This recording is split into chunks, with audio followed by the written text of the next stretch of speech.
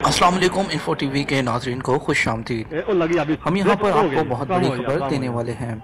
ये खबर अभी तक मीडिया पर किसी ने जो है वो नशर नहीं की, क्योंकि मीडिया को इजाज़त नहीं है अभी तक।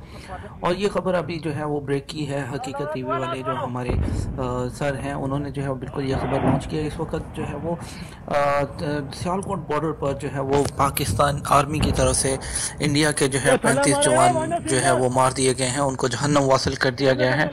और पाकिस्तान के जो है फ़ौज के 5 जवान शहीद हुए हैं और इंडिया की तरफ बहुत भारी नुकसान हुआ है। और मीडिया पर जो अभी तक नहीं आया और अभी तक कॉन्टीन्यूसली जो है वहाँ पर फायरिंग का सिलसिला जारी है। तो दुआ कीजिए हमारी पाक आर्मी इंशाल्लाह जो है इनको छोड़ेंगे नहीं। इमरान खान साहब, कमर जावेद बाजवा साहब ने जिस तरह से कहा था कि हम बताएंगे हमने कहाँ और कैसे बदला लेना है, और हमने जो है उसका जो है वो काम शुरू हो चुका है और इंशाल्लाह ये काम रुकेगा नहीं। हम हर जगह घुस कर मारेंगे, हम एयर स्ट्राइक भी करेंगे, हम सर्जिकल स्ट्राइक भी करेंगे, हम बॉर्डर पर भी बदला लेंगे, हम हर जगह बदला लेंगे।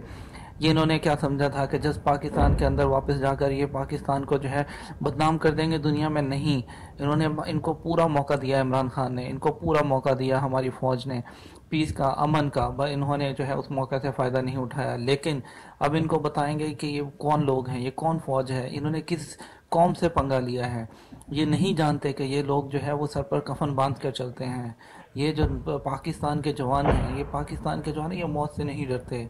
इनको अल्लाह की तरफ से जो है वो फ़तह नसीब होगी इंशाअल्लाह। इनकी मदद को तो फरिश्ते आएंगे इंशाअल्लाह। आप दुआ कीजिए, देखिए कैसे जो है इन लोगों को जहन्नम वासिल किया जाता है। आप देखिए कि मोदी ने जो है अपनी गंदी सियासत चमकाने के लिए, इलेक्शन जीतने के लिए जो काम शुरू किया, इंशाअल्लाह पाक फ़ौज उसको जो है एंड तक लेकर जाएगी। आपने दुआ करनी है हमारी पाक फ़ौज के लिए कि हमारी पाक फ़ौज को अल्लाह ताला कामयाबियाँ अता करे। अल्लाह ताला हमारी पाक फ़ौज को बिल्कुल बुलंद रखे और इसको इतनी हिम्मत दे उनको कि निस्तो नाबूद कर दें दुश्मन को। तो दोस्तों, इस वक्त बहुत शदीद फायरिंग जारी है और हैवी नुकसान कर दिया गया है उनका।